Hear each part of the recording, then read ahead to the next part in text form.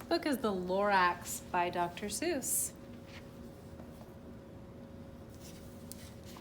The Lorax by Dr. Seuss.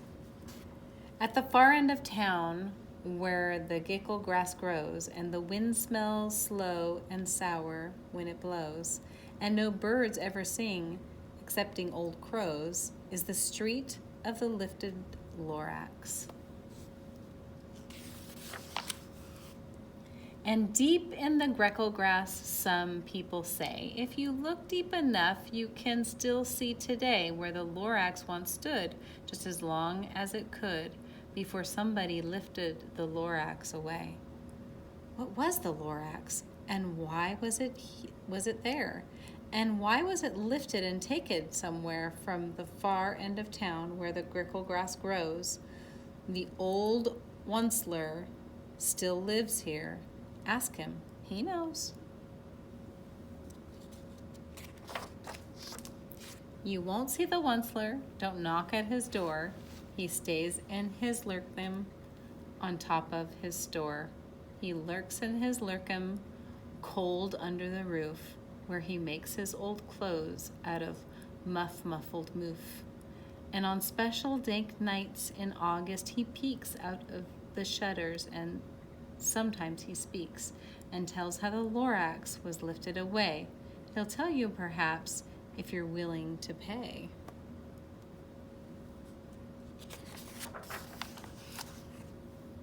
On the end of a rope, he lets down a tin pail, and you have to toss in 15 cents and a nail, and the shell of a great-great-great-grandfather snail.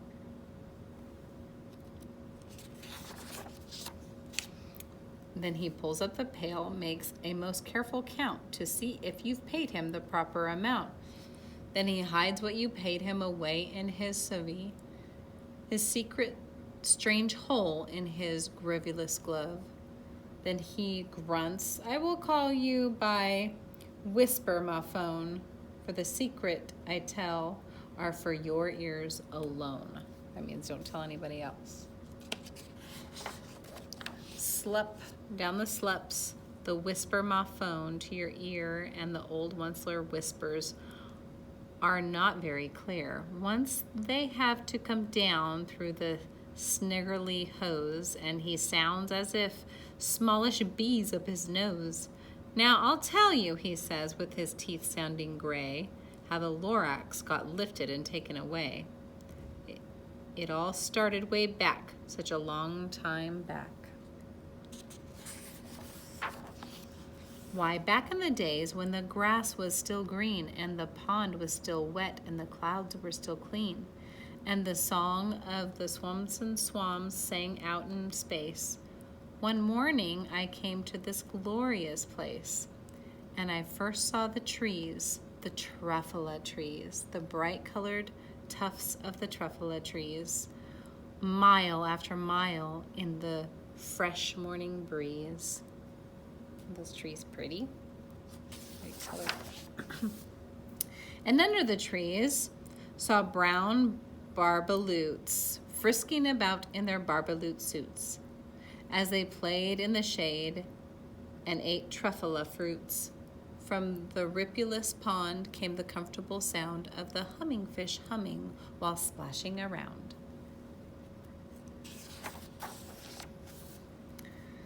But those trees, those truffula trees, all my life I'd been searching for trees such as these. The touch of their tufts was much softer than silk, and they had the sweet smell of fresh buttery milk. I felt a great leaping of joy in my heart. I knew just what to do. I unloaded my cart. This is Onceler wagon. The Oncelers. In no time at all, I had built a small shop. Then I chopped down a truffula tree with one chop. And with great skillful skill and with great speedy speed, I took the soft tuft and I kneaded a feed. He chopped down one of the trees. The instant I'd finished, I heard a gazump I looked, I saw something pop out of the stump of the tree I'd chopped down. It was sort of a man. Describe him? That's hard. I don't know if I can. He was shortish and oldish and brownish and mossy, and he spoke with a voice that was sharpish and bossy. That's a Lorax. Mister, he said with a sawdusty sneeze, I am the Lorax. I speak for the trees. I speak for the trees have no tongues, and I'm asking you, sir, at the top of my lungs. He was very upset as he shouted and puffed. What's that thing you've made out of my truffula tuft?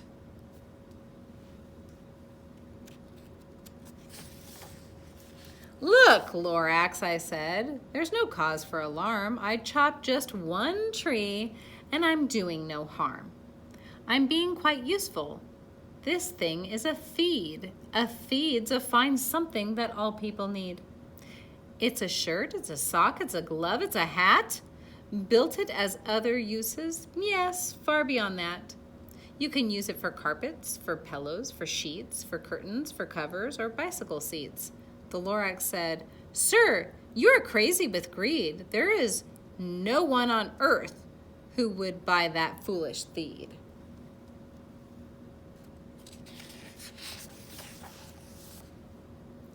But the very next minute I proved he was wrong, for just at that moment a chap came along and he thought that the feed I had knitted was great. He happily bought it for $39.8.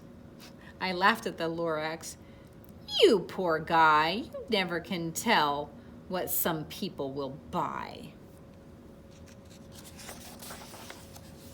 I repeat, cried the Lorax, I speak for the trees. I'm busy, I told him, so go if you please. I rushed across the room and in no time at all built a radio phone. I put in a quick call. I called all my brothers and uncles and aunts and I said, listen here. Here's a wonderful chance for the whole Onceler family to get mighty rich. Get over here fast. Take the road to North Nitch. Turn left at the Weacon, sharp right at South Stitch. And in no time at all in the factory I built, the whole Onceler family was working full tilt. We were all kneading feeds, just as busy as bees, to the sound of the chopping of truffula trees. So he decided, oh yeah, I can sell these feeds for money. So I'm gonna call my whole family over here and they're just gonna chop down a bunch of trees and just make a bunch of feeds. So all these beautiful trees are getting chopped down and they're not like planting more of them. They're just chopping them down and leaving it. Then, oh baby, oh, how my business did grow. Now, chopping one tree at a time was too slow. So I quickly invented my super axe hacker, which whacked off 4 truffula trees in one smacker. We were making feeds 4 times as fast as before, and the Lorax, he didn't show up anymore.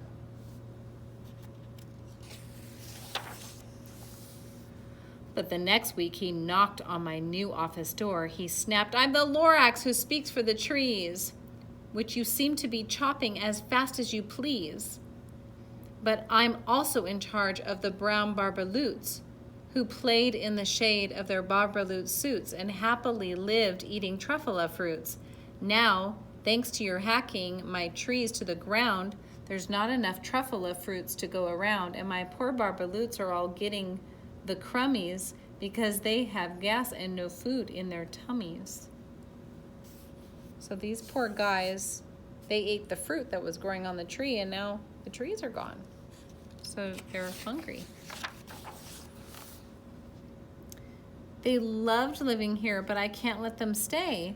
They'll have to find food, and I hope that they may. Good luck, boys, he cried, and he sent them away. I, the Onceler, felt sad as I watched them all go, but business is business, and business must grow, regardless of crummies and tummies, you know. I think he's being kind of greedy, that he shouldn't be just chopping down the trees and not planting new ones. I meant no harm. I mostly truly did not. But I had to grow bigger, so bigger I got. The bigger my factory, the bigger my roads, the bigger my wagons, the bigger the loads. Of the seeds I shipped out, I was shipping them forth to the south, to the east, to the west, to the north. I went right on biggering, selling more seeds, and I biggered my money, which everyone needs. So he just wanted more money. Then again he came back and was fixing some pipes when the old nuisance Lorax came back with more gripes. I'm the Lorax. He coughed and he whiffed and he sneezed and gargled and sniffed. Onceler, he cried with a cruffulous croak. Onceler, you're making such smogulous smoke. My poor somy swans, why they can't sing a note. No one can sing who has smog in their throat. So he just won't stop at anything. And now the animals have bad air. They can't breathe. Oh. And so, said the Lorax, please pardon my cough. They cannot live here, so I'm sending them off. Where will they go? I don't know. Hopefully know.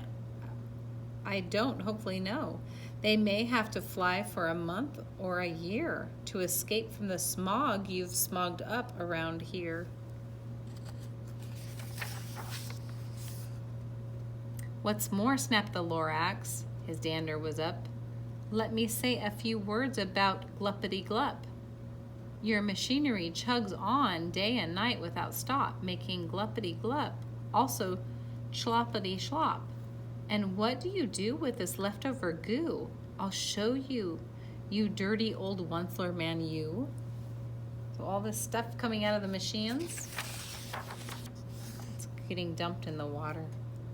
You're glupping the pond where the humming fish hummed. No more can they hum, for their gills are all gummed. So I'm sending them off, on their future is dreary. They'll walk on their fins and get woefully weary in such of some water that isn't so smeary. So they have to, the fish have to leave because the pond is all gross from the machines. And then I got mad. I got terribly mad. I yelled at the Lorax, now listen here, Dad. All you do is yap yap and say bad, bad, bad, bad. Well, I have my right, sir, and I'm telling you, I intend to go on doing just what I do. And for your information, you Lorax, I'm figuring on biggering and biggering and biggering and biggering. Turning more truffula trees into seeds, which everyone needs. No, they don't. And at that very moment, we heard a loud thwack. From outside in the fields came a snickering smack of an axe on a tree. Then we heard the tree fall, the very last tuffula tree of them all. He's actually cutting down the very last tree. There's no more left. No more trees, no more seeds, no more work to be done. So in no time, my uncles and aunts, every one, all waved me goodbye. They jumped into their cars and drove away under the smoke-smugglered stars. Now all that was left beneath the bad-smelling sky was my big empty factory, the Lorax, and I.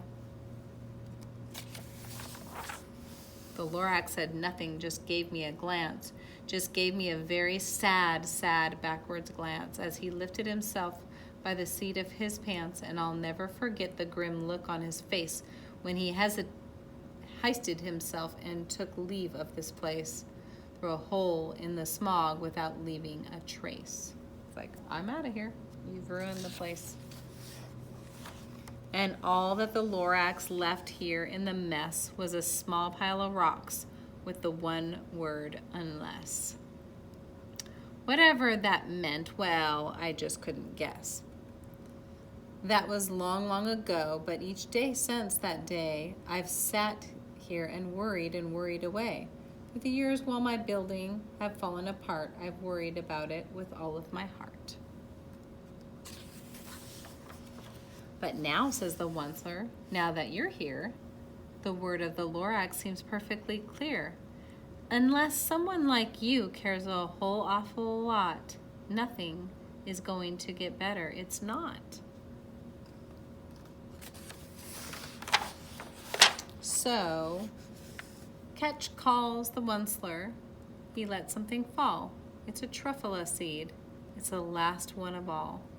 You're in charge of the last of the truffula seeds, and the truffula trees are what everyone needs. Plant a new truffula, treat it with care. Give it clean water and feed it fresh air. Grow a forest, protect it from axes and hack. Then the Lorax and all of his friends may come back. Yeah. So this story is make-believe, but kind of is true. You know, if we chop down trees, then we should plant new ones, because if we just keep chopping them down and not planting new ones, then we're going to run out of trees, right? And clean air, because the trees actually produce oxygen, which is what we breathe. So even though this is a make-believe story, we can still learn from it and be kind to our planet. We may need trees for other things, but we can always plant new trees. All right.